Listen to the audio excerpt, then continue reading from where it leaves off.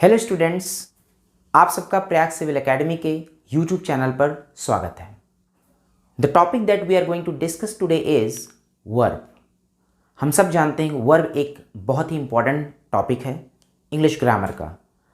आप जो टॉपिक आज मैं डिस्कस करने जा रहा हूँ रिगार्डिंग वर्ब्स, पहले तो मैं आपको बता दूँ वर्ब्स को मैंने 3 पार्ट में डिवाइड कर दिया है, यानी कि वर्ब्स पर आपको 3 वीडियोज़ मिलेंगे, पार्ट 1, पार्ट 2 एंड पार्ट 3। क्यों मैंने 3 वीडियोज़ में इसको बनाया अलग अलग?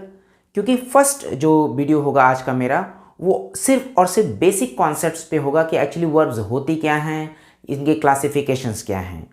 अगला जो हमारा वीडियो होगा, यानी कि दूसरा जो वीडियो होगा, वो सिर्फ और सिर्फ नॉन फाइनाइट वर्ब्स पे होगा, जो ऑलरेडी बहुत ही इंपॉर्टेंट टॉपिक है वर्ब का। तीसरा जो हमारा वीडियो होगा वो सब्जेक्ट और वर्ब एग्रीमेंट से होगा, क्योंकि ये सबसे इंपॉर्टेंट टॉपिक है, स्पेशली स्पॉटिंग एरर या सेंटेंस इंप्रूवमेंट के लिए, अगर आप एसएससी, बैंक या अदर वनडे एग्जामिनेशंस में अपीयर होते हैं तो हम चलते हैं आज बेसिकली अपने पूरे वर्ब के बेसिक कॉन्सेप्ट्स पे। तो आपके सामने देखिए वर्ब। अगर हम वर्ब की बात करते हैं तो सबसे पहले हमें ये क्लियर होना चाहिए कि एक वर्ब है क्या। तो मैं आपके सामने बता दूं, a verb denotes an action, a being and a position. इसका मतलब क्या हुआ कि वर्ब 3 तरीके का अपीयर होता है आपके सामने, यानी जब भी वर्ब आएगी तो 3 तरीके से आएगी। या तो कोई वो एक्शन करेगी, या वो आपको कोई बीइंग या स्टेट बताएगी, या कोई पोजीशन की बात करेगा वर्ब। तो यहाँ पे वर्ब अगर डिनोट करता है तो 3 मीनिंग या 3 सेंस, एक एक्शन का, एक बीइंग का और एक पोजीशन का। ये तीनों का मतलब क्या है हम आपको 3 सेंटेंस से समझाएंगे। पहला सेंटेंस देखिए, कह रहा है राहुल प्लेज हॉकी। तो राहुल खेलता क्या है? हॉकी खेलता है। तो यहाँ पे प्ले क्या है? एक एक्शन वर्ब है। प्ले क्या है? एक एक्शन वर्ब है। यहाँ पे जब भी कोई प्ले करेगा तो वह एक्ट करेगा, एक्शन करेगा, प्ले ही नहीं। जैसे आपके सामने मैं लिख दूं वॉच, स्लीप, रीड, ये सब एक्शन वर्ब्स हैं। दूसरा सेंटेंस आपके सामने है she is a good cook. वह एक अच्छी कुक है। इसका मतलब वहां इस समय वो है, वो इसके बीइंग या स्टेट की बात कर रहा है, प्रेजेंट टाइम में वो एक अच्छी कुक है। अगर हम यहाँ वॉज कर दें तो पास्ट टाइम की बात हो जाएगी। इसका मतलब इज, एम, आर या वॉज, वर, ये सब आपके बीइंग वर्ब्स हैं। तीसरी जो वर्ब पोजीशन काइंड की है वो देखिए, जैसे हमने कहा he has a big house, यानी उसके पास एक बहुत बड़ा सा घर है, एक बड़ा सा घर है। तो हैज़ यहाँ पोजीशन बता रहा है। हैज़ का मतलब होता है कीप, यानी कि वो क्या रखता है, एक बड़ा घर रखता है, यानी कि उसके पोजीशन में एक बहुत बड़ा घर है। तो हैज़, हैव या हैड, यहाँ चाहे हम हैज़ की बात करें, चाहे हैव की बात करें या हैड की बात करें, ये सब पोजीशन बताता है। चाहे हम इस की बात करें, एम की बात करें, आर की बात करें, वाज की बात करें या वर की बात करें, ये सब बीइंग बताते हैं। तो is, am, are, was, be, was, were, has, have, had, watch, sleep and read. तो ये पहला सेंटेंस, जैसे राहुल प्लेज हॉकी, तो प्ले यहाँ पे एक्शन वर्ब है, जिसमें वॉच, स्लीप, रीड एटसेट्रा ये सब सारी के सारी एक्शन वर्ब्स हैं। इज, एम, आर, वाज, वर ये सब बीइंग बताते हैं। हैज, हैव, हैड ये सब पोजीशन बताते हैं। इसका मतलब एक वर्ब जो है वो डिनोट करती है 3 मीनिंग, एक एक्शन का, एक बीइंग का और एक पोजीशन का। ये तो क्लियर हो गया कि वर्ब है क्या, वर्ब कितने तरीके के सेंस एक्सप्रेस करती है। अब हम बात करते हैं क्लासिफिकेशंस ऑफ वर्ब, कि एक वर्ब को हम क्लासिफाई कैसे करते हैं, कितने तरीके की वर्ब होती है, इसकी हम बात करते हैं। तो जो 2 सबसे इंपॉर्टेंट पॉइंट्स इसमें उठते हैं वर्ब के क्लासिफिकेशन में, वो हैं एक ट्रांसिटिव और एक इंट्रांसिटिव वर्ब, दूसरा फाइनाइट और नॉन फाइनाइट वर्ब।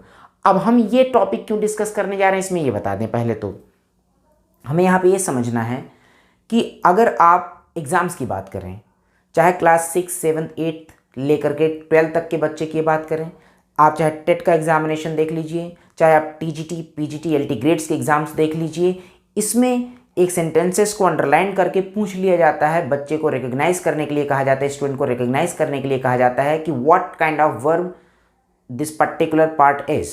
तो पर्टिकुलर पार्ट को दे देंगे, वो उसमें पूछ लेंगे किस तरीके की वर्ब है। वो ट्रांसिटिव भी हो सकती है, इंट्रांसिटिव भी हो सकती है, वो फाइनाइट वर्ब भी हो सकती है, नॉन फाइनाइट वर्ब भी हो सकती है, वो पोजीशन वर्ब भी हो सकती है, या बीइंग वर्ब भी हो सकती है, या एक्शन वर्ब हो सकती है। तो कहने का मतलब है इस टाइप के क्वेश्चंस चाहे 6, 7, 8 से लेकर के 12 तक के बच्चों को हम पढ़ाएं, उनके सामने भी ये सब क्वेश्चंस पूछे जाते हैं। आप कॉम्पिटिटिव एग्जामिनेशंस में बैठते हैं जो स्पेशली टीचिंग एप्टीट्यूड के एग्जामिनेशंस हैं, उनमें इस तरीके के क्वेश्चंस आते हैं। लेकिन अगर हम वनडे एग्जामिनेशंस की बात करें जिसमें हम आपका एसएससी आता है, बैंक के एग्जामिनेशंस आते हैं, क्लैट के एग्जामिनेशंस आते हैं, तो उसमें इस टाइप के क्वेश्चन तो नहीं पूछते, लेकिन वो स्पॉटिंग एरर के यहाँ पे उसमें क्वेश्चंस आते हैं। जैसे एक सेंटेंस को 3-4 टॉपिक में 3-4 पार्ट में डिवाइड कर दिया जाता है, या सेंटेंस इंप्रूवमेंट के तौर पे आता है, तो भी आपको ये नॉलेज उसमें काम आएगा। लेकिन इससे ज़्यादा जो अगला वीडियो हम पढ़ाएंगे तो उसमें जो वनडे एग्जामिनेशन से रिलेटेड जो पॉइंट्स ज़्यादा से ज़्यादा होंगे। फिर उसके बाद जो सब्जेक्ट वर्ब एग्रीमेंट का टॉपिक होगा वो तो सबसे इंपॉर्टेंट टॉपिक है किसी भी कॉम्पिटिटिव एग्जामिनेशंस के लिए। हिंदुस्तान के छोटे से छोटे एग्जामिनेशन से लेकर के बड़े से बड़े एग्जामिनेशन तक सब्जेक्ट वर्ब एग्रीमेंट का नॉलेज होना चाहिए। डेली लाइफ में हम बहुत बार ऐसे सेंटेंसेस बोलते हैं, ये नहीं समझ में आता है इसके साथ वर्ब कैसे आएगा अगर सब्जेक्ट इस तरीके से आया है तो इनफैक्ट ये तीनों वीडियोस बहुत इंपॉर्टेंट होंगे। तो अभी पहला हमारा जो वीडियो है हम सिर्फ उस पर कॉन्सेंट्रेट होते हैं। तो जैसा कभी हमने आपको बताया कि a verb denotes an action, a being and a position, तीनों एग्जाम्पल्स हमने आपको समझा दिया। अब अगला पॉइंट हम उठाते हैं क्लासिफिकेशन ऑफ वर्ब। ठीक, जैसा कि हम कह रहे थे अगला जो पॉइंट हम आपको समझाने जा रहे हैं कि क्लासिफिकेशन ऑफ वर्ब। जब हम क्लासिफिकेशन ऑफ वर्ब की बात करते हैं तो हम दो तरीके का क्लासिफिकेशन इसमें पाते हैं, एक ट्रांसिटिव वर्ब और एक इंट्रांसिटिव वर्ब। तो हमें दोनों कॉन्सेप्ट को समझना होगा कि what is a transitive verb and what is an intransitive verb. एक छोटा सा डेफिनेशन हम आपको दे रहे हैं।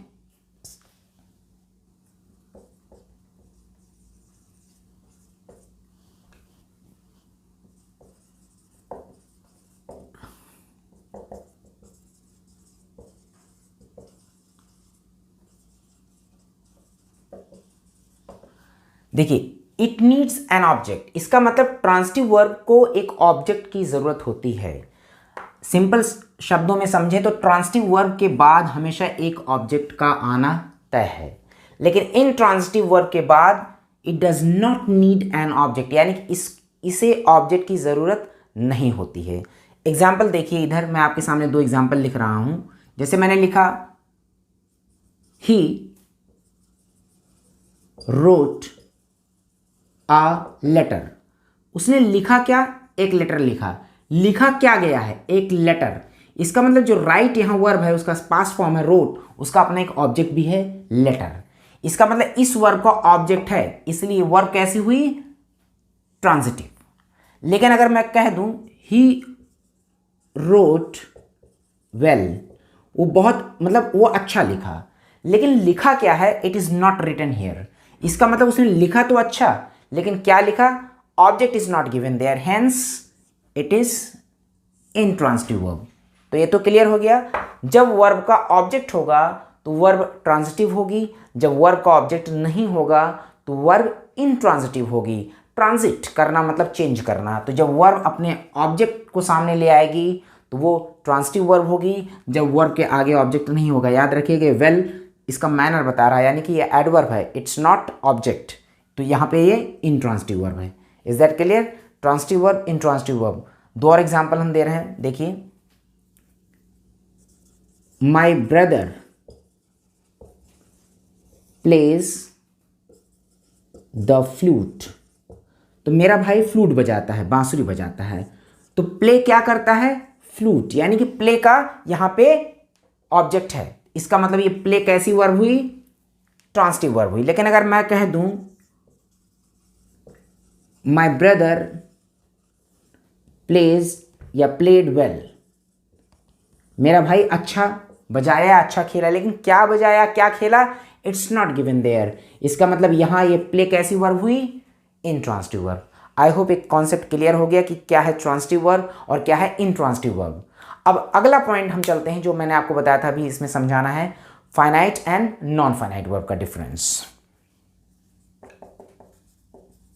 Finite verb and non finite verb. तो फाइनाइट वर्ब क्या होती है, नॉन फाइनाइट वर्ब क्या होती है, पहले ये समझ लीजिए। फाइनाइट वर्ब क्या होती है, modified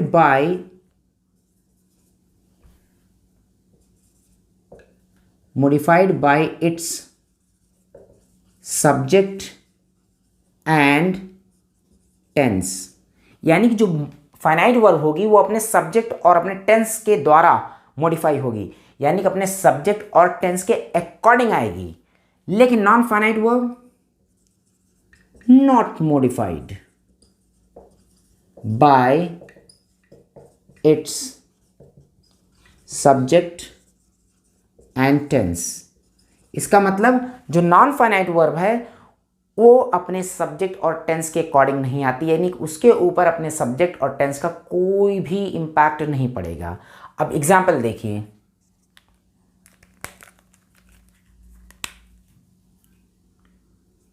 he plays the guitar. अब यहां प्ले, जैसा कि हम जानते हैं ये ट्रांसिटिव वर्ब है, लेकिन वर्ब कैसी है, ये फाइनाइट वर्ब है। क्यों? क्योंकि प्ले में एस लगा है। क्यों? क्योंकि सब्जेक्ट यहां पे सिंगुलर है और टेंस प्रेजेंट इंडेफिनिट है। तो प्रेजेंट इंडेफिनिट टेंस में जब सब्जेक्ट सिंगुलर होता है तो वर्ब में हम एस या ईएस लगाते हैं वर्ब को सिंगुलर बनाने के लिए। अगर यहीं प्लूरल सब्जेक्ट होता तो वर्ब में ऐसे एस ना लगता। इसका मतलब कहीं ना कहीं ये जो प्ले वर्ब है ये मेन वर्ब है, ये फाइनाइट वर्ब है जो अपने सब्जेक्ट और टेंस के अकॉर्डिंग आ रही है। लेकिन अगर मैं यहीं लिख दूं he loves playing the guitar, उसे पसंद है क्या बजाना, क्या बजाना, द गिटार। इसका मतलब ही लव्स, वो पसंद करता है क्या बजाना। अब बजाने के सेंस में जो भी वर्ब आएगी वो प्लेइंग ही होगी। और यहां लव्स क्यों आ रहा है, क्योंकि ये तो टेंस के अकॉर्डिंग आ रही है, लेकिन प्लेइंग में आईएनजी लग रहा है। ये मत समझिएगा कि ये कोई कॉन्टिन्यूअस टेंस है, ये कॉन्टिन्यूअस वर्ब में आ रही है ना।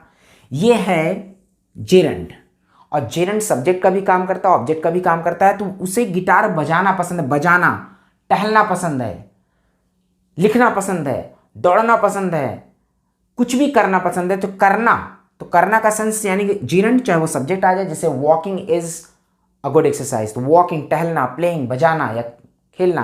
तो कहने का मतलब ये जो मेन वर्ब है जो अपने टेंस के अकॉर्डिंग आ रही है फाइनाइट वर्ब है, और जिस वर्ब पर इसके टेंस और सब्जेक्ट का कोई इफेक्ट नहीं पड़ रहा है वो नॉन फाइनाइट वर्ब है। तो this is non finite verb, non finite verb. तो एक चीज़ याद रखिएगा, नॉन फाइनाइट वर्ब्स में 3 वर्ब्स आती हैं, 3 इंपॉर्टेंट कैटेगरीज हैं, इन्फिनेटिव का, जेरंड का, पार्टिसिपल का। जैसे एक एग्जाम्पल हम और दे रहे हैं, he called me to meet। वह मुझे बुलाया, किसके लिए, मिलने के लिए बुलाया। तो called, as we know, called is the past form of the verb call, यानी कि पास्ट टेंस की बात हो रही तो टेंस के अकॉर्डिंग called आया, लेकिन मिलने के सेंस में मिलने के लिए जो आया वो इन्फिनेटिव का काम कर रहा है। टू लगा के वर्ब की फर्स्ट फॉर्म यानी प्रेजेंट फॉर्म हमेशा इन्फिनेटिव बनता है। तो यहाँ जो भी इन्फिनेटिव जीरंड पार्टिसिपल आएगा वो हमेशा नॉन फाइनाइट वर्ब है, क्योंकि मिलने के सेंस में हमेशा टू मीट ही लगाना है। चाहे वो मुझे बुलाता है तो कॉल्स हो जाएगा, बुलाया कॉल्ड हो जाएगा, बुलाएगा विल कॉल हो जाएगा, ये वर्ब तो चेंज हो जाएगी। लेकिन मिलने के सेंस में अगर लगाना है आपको कोई वर्ब तो टू मीट ही लगाना है। यहाँ पे टू मेट नहीं लगा सकते, टू मीटिंग नहीं लगा सकते। इसका मतलब जो वर्ब अपने सब्जेक्ट और टेंस से मॉडिफाई होगी उसे हम फाइनाइट वर्ब बोलेंगे, और जिस वर्ब पर सब्जेक्ट और टेंस का कोई इफेक्ट ना पड़े वो नॉन फाइनाइट वर्ब होगी।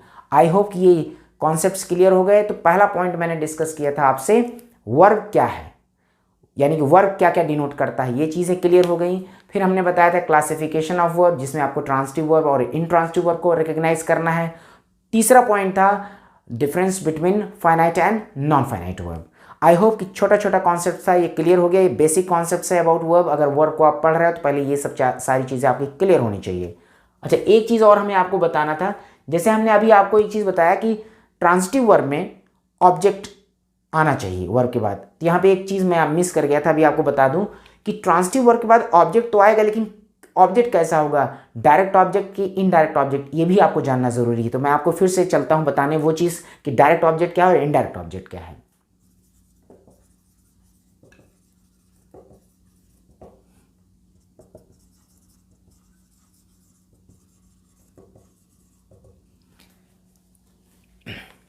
अभी देखिए बोर्ड पे आपके सामने लिखा है direct object indirect object. In fact ये हमें आपको तुरंत ट्रांसिटिव इंट्रांसिटिव वर्ब के बाद बताना था, लेकिन कोई बात नहीं, ये चूंकि ये पॉइंट छूटने ना पाए इसलिए हमने सोचा कि आप बता दें हम आपको।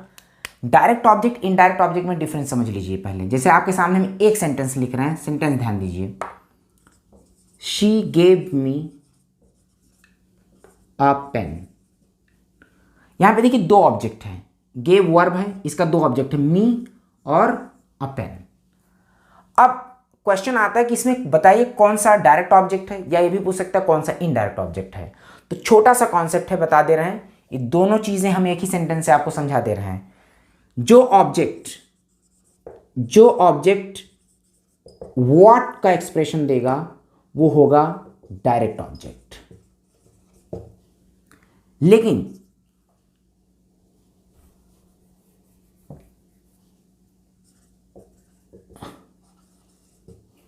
जो ऑब्जेक्ट हमें whom का एक्सप्रेशन देगा वो होगा इनडायरेक्ट ऑब्जेक्ट।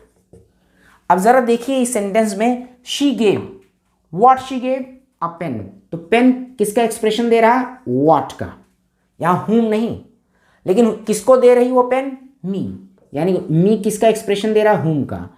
तो she gave a pen to whom, to me, इसका मतलब मी किसका एक्सप्रेशन दे रहा है, whom का।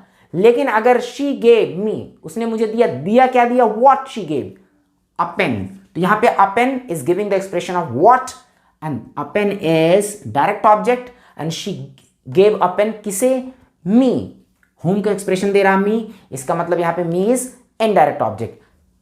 अगर हम आपको सिंपल लैंग्वेज में समझा दें तो बस इतना याद रखिएगा, जो जितने भी लिविंग बींग्स आते हैं जो ऑब्जेक्ट का काम करते हैं वो इनडायरेक्ट ऑब्जेक्ट होते हैं, और जितने भी नॉन लिविंग थिंग्स आते हैं वो हमेशा डायरेक्ट ऑब्जेक्ट की बात करती हैं।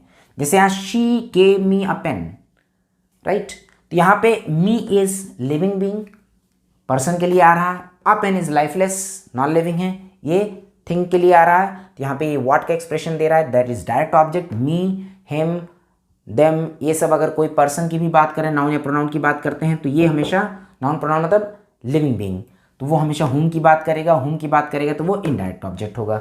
आई होप ये क्लियर हो गया।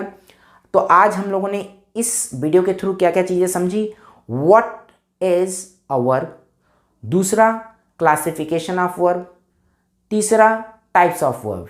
तो यहाँ पे हम इन सब जितने भी तीनों पॉइंट्स पढ़े हैं, पहले उस पर एक छोटा सा एक्सरसाइज कर लेते हैं। एक्सरसाइज करके ये आप जितने भी टॉपिक्स आपने पढ़े वो एकदम क्लियर हो जाएगा। तो आइए हम आपके सामने कुछ क्वेश्चंस लिखते हैं, फिर उसको हम डिस्कस करते हैं। Well students, as we can see there are 7 sentences written on the board.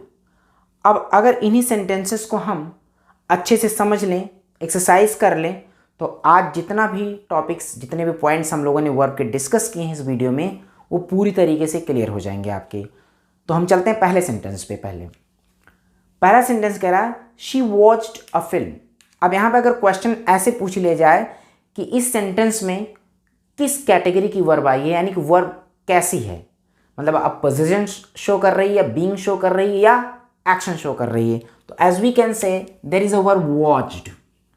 अब वॉच वर्ब का पास्ट फॉर्म, तो एक्शन वर्ब का ही पास्ट फॉर्म या पास्ट पार्टिसिपल फॉर्म होता है, राइट। पोजीशन का भी होता है, हैज का, हैव, हैड होता है, लेकिन वो पास्ट फॉर्म सिर्फ होता है। तो कहने मतलब जो वर्ब तीनों फॉर्म में आती है, main verb, right, action verb, तो वो यहाँ पे कौन सी वर्ब है, एक्शन वर्ब। तो यहाँ पे वॉच हमने बताया, तो वॉच, राइट, लिसन, रीड, तो ये सब ये सब एक्शन वर्ब्स हैं, क्योंकि यहाँ पे कौन सा एक्शन वो कर रही है, वॉच करने का, यानी कि शी वॉच्ड अ फिल्म, उसने फिल्म को देखा, उसने एक फिल्म देखा है। तो यहाँ पे वॉच इज कौन सा वर्ब है, एक्शन वर्ब है। तो यहाँ पे एक्शन वर्ब, यानी कि यहाँ पे जो वर्ब डिनोट कर रही है वो क्या डिनोट कर रही है, एक्शन डिनोट कर रही है, ना तो बीइंग डिनोट कर रही है, ना ही पोजीशन डिनोट कर रही है। ऐसे ही अगर सेकंड क्वेश्चन में आपसे पूछ लिया जाए कि सेकंड सेंटेंस में यहाँ पे वर्ब क्या डिनोट कर रहा है, तो यहाँ पे जो वर्ब डिनोट कर रहा है वो क्या है, बीइंग। तो याद होगा हमने, सॉरी पोजेशन, तो हैज, हैव और हैड। सेकंड सेंटेंस में देखिए जो वर्ब हैड है जिसको हमने सर्कल में कर दिया है, यहाँ पे हैड क्या डिनोट कर रहा है, had is denoting a position, यानी कि हैज, हैव, हैड हमेशा पोजीशन बताता है और हैड पास्ट टेंस का पोजीशन बताता है। तो his father had a scooter, इसका मतलब उसके फादर के पास स्कूटर है नहीं, उसके फादर के पास स्कूटर था, पास्ट टेंस। तो यहाँ पे हैज, हैव, हैड पोजीशन का बात करता है, इसलिए यहाँ पे वर्ब जो क्या डिनोट कर रही है, पोजीशन। तीसरे सेंटेंस देखिए वॉज वर्ब है, यहाँ पे देख सकते हैं वॉज क्या डिनोट कर रहा है। अगर तीसरे सेंटेंस में पूछ लिया कि what does the verb denote here in the third sentence, तो it is denoting a being.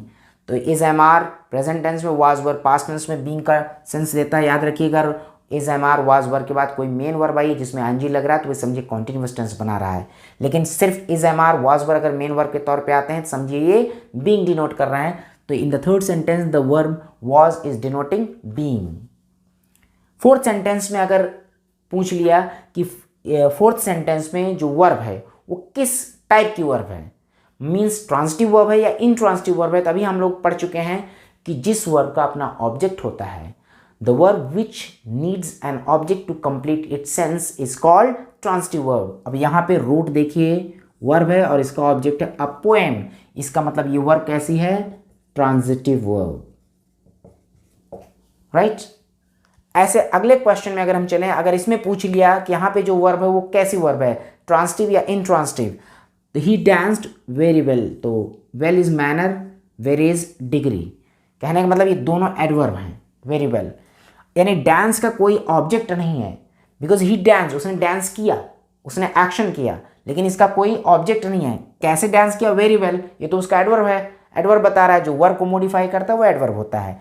यहाँ पे यानी कि डांस का ऑब्जेक्ट नहीं है, तो डांस यहाँ पे कैसी वर्ब होगी, ट्रांजिटिव और इंट्रांजिटिव में इंट्रांजिटिव, इंट्रांजिटिव। क्यों इंट्रांजिटिव वर्ब हुई, because the verb dance does not have its object, the verb that does not have its object to complete its sense is called intransitive verb, यानी कि यहाँ पे dance is an intransitive verb. Six sentence अगर आपसे पूछा जाता है किसमें कौन सी फाइनाइट वर्ब है और कौन सी नॉन फाइनाइट वर्ब, मान लो पूछ लिया कौन सी फाइनाइट वर्ब है, तो वो हम जानते हैं जो वर्ब अपने सब्जेक्ट और टेंस से मॉडिफाई होती है वो वर्ब कहलाती है फाइनाइट वर्ब। तो लीव का पास्ट टेंस क्या होता है, left, because we are talking in the past tense, hence हमें लीव का लेफ्ट लगाना है, तो यानी कि टेंस के अकॉर्डिंग ये वर्ब आ रही है, तो जो वर्ब टेंस के अकॉर्डिंग आएगी वो फाइनाइट वर्ब होगी। लेकिन she left the child crime, वह बच्चे को रोता हुआ छोड़ गई, रोता हुआ, करता हुआ का सेंस आएगा, टहलते हुए वॉकिंग, दौड़ते हुए रनिंग, कहने का मतलब जो एक्शन ये शो कर रहा है कि करते हुए, वो क्या बनेगा, प्रेजेंट पार्टिसिपल, करना, वॉकिंग, टहलना, तो कहने का मतलब जो करना या करते हुए या करने के लिए, ये सब नॉन फाइनाइट वर्ड्स होते हैं जिसमें इन्फिनेटिव जीरेंड या पार्टिसिपल आता है। तो left is finite verb. Crime याद रखिएगा, यहाँ पे जो लेफ्ट है, लेफ्ट ये फाइनाइट वर्ब क्यों है, क्योंकि सब्जेक्ट चाहे सिंगुलर हो चाहे प्लूरल, पास्ट टेंस में हमेशा वर्ब की सेकंड फॉर्म ही आती है पास्ट इंडेफिनिट में। लेकिन कह रहा शी लेफ्ट द बेबी, वह बेबी को छोड़ के गई, कैसे, क्राइंग। अब छोड़ते हुए के सेंस में क्राइंग ही आएगा, चाहे वह छोड़ते हुए जाती है, लीव्स कर दें, चाहे छोड़ते हुए जाएगी, विल लीव कर दें, लेकिन रोते हुए के सेंस में क्राइंग ही आएगा, प्रेजेंट पार्टिसिपल ही लगेगा, यानी कि इस वर्ब पे टेंस का और सब्जेक्ट का कोई इफेक्ट नहीं है, hence this is non finite verb, non finite verb, और दिस इज फाइनाइट वर्ब। अगला सेंटेंस देखिए, कह रहा है ही वेंट, वह गया, कहाँ गया, टू द स्टेशन, क्या करने गया, टू मीट, मिलने के लिए। अब वेंट पास्ट टेंस है, गो का सेकंड फॉर्म वेंट होता है, पास्ट फॉर्म वेंट होता है, यानी कि ये भी पास्ट टेंस के अकॉर्डिंग आया है, इसका मतलब ये फाइनाइट वर्ब है। लेकिन मिलने के लिए, अब कोई भी काम करने के लिए कोई एक्शन होगा तो हमेशा टू लगा के ही आएगा, इसका मतलब ये जो वर्ब है इसके ऊपर टेंस का सब्जेक्ट का कोई इफेक्ट नहीं, इसका मतलब ये भी नॉन फाइनाइट। तो क्राइंग एंड टू मीट ये नॉन फाइनाइट वर्ब्स हैं, left and went finite verb है, तो ये दोनों फाइनाइट वर्ब हुई, फाइनाइट वर्ब्स, ये दोनों नॉन फाइनाइट वर्ब्स हो गई, नॉन फाइनाइट वर्ब्स। तो हमने कुछ एक्सरसाइज इसलिए करा दिए कि जितने भी पॉइंट्स आप पढ़े हैं उनको एक्सरसाइज के तौर पे आप समझ लें। आई होप कि आज का वीडियो बहुत ही छोटा है, छोटे छोटे पॉइंट्स हैं वर्ब्स के बारे में, बट ये बहुत इंपॉर्टेंट पॉइंट्स हैं। मैं पहले ही बता चुका हूँ आपको कि क्वेश्चंस किस तरीके से आते हैं, अंडरलाइन करके पूछ लिए जाते हैं, टेट का पेपर उठा के देख लीजिए, कई बार क्वेश्चंस आए हैं। टीजीटी पीजीटी में कभी पार्ट्स ऑफ स्पीच पूछ लेते हैं, कभी कभी पार्ट्स ऑफ स्पीच के अंदर से, यानी वर्ब तो रिकग्नाइज करना it's very easy, but verb में क्या फाइनाइट वर्ब कौन सी है, नॉन फाइनाइट वर्ब्स कौन सी है, ट्रांसिटिव वर्ब कौन सी है, इनट्रांसिटिव वर्ब कौन सी है, डायरेक्ट ऑब्जेक्ट कौन सा है, इनडायरेक्ट ऑब्जेक्ट कौन सा है, ये रिकग्नाइज करना कभी कभी डिफिकल्ट हो जाता है। तो आई होप कि आपको समझ में आ गया होगा कि ये सब क्वेश्चंस किस तरीके से आते हैं। एक क्वेश्चन हम और आपको समझा दें जो आपके ऑब्जेक्ट के ऊपर आ जाता है। ये देखिए, जैसे आ गया, मान लीजिए माई mother gave me a glass of milk. अब यहाँ पे क्वेश्चन बन गया कि यहाँ पे मी कैसा ऑब्जेक्ट है, डायरेक्ट ऑब्जेक्ट है या इनडायरेक्ट ऑब्जेक्ट। तो हमने आपको एक चीज़ समझाया था, जो whom की बात करता है वो इनडायरेक्ट ऑब्जेक्ट होता है, जो what की बात करता है वो डायरेक्ट ऑब्जेक्ट होता है। तो माई mother gave a glass of milk किसे दिया, whom, मी। तो यहाँ मी डिनोट्स whom, इसका मतलब मी इज इनडायरेक्ट ऑब्जेक्ट। यहाँ पे मी इनडायरेक्ट ऑब्जेक्ट हो गया, दिस इज इनडायरेक्ट ऑब्जेक्ट। लेकिन my mother gave me, what my mother gave me, यहाँ वॉट का एक्सप्रेशन पा रहे हैं हम अ ग्लास ऑफ मिल्क में, तो a glass of milk is direct object. तो यहाँ डायरेक्ट ऑब्जेक्ट क्या हो गया आपका, glass of milk, indirect object आपका हो गया मी, राइट। तो जितनी भी पॉइंट्स आज हम लोगों ने पढ़े थे वो सारे पॉइंट्स पे बेस्ड हमने क्वेश्चंस डिस्कस कर लिए।